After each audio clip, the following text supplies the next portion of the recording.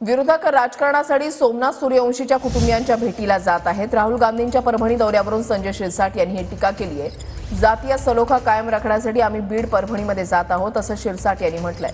तर राहुल गांधींनी परभणीतून देशाची माफी मागावी अशी मागणी आशिष देशमुख यांनी केली आहे। काँग्रेसनं 75 वर्षात 80 वेळा संविधानामध्ये बदल करण्याचं काम केलं असा दावा त्यांनी केला आहे।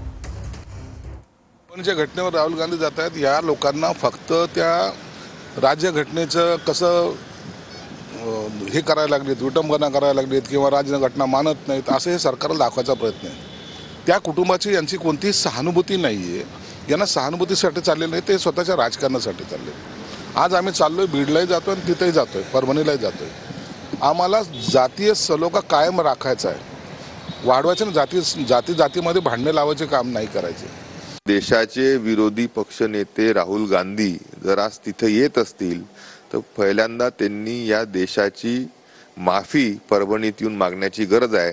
शेवटी संविधानाला 80 वेळा काँग्रेसनी मागच्या 75 वर्षामध्ये बदलण्याचं काम नक्कीच केलं। त्यामध्ये इमर्जन्सी सारखी गोष्ट ज्याच्या माध्यमातून संविधानाला धाब्यावर बसवण्याचं काम, लोकशाहीला काळीमा फसवण्याचं काम इमर्जन्सीच्या माध्यमातून काँग्रेसनी हे केलं आहे।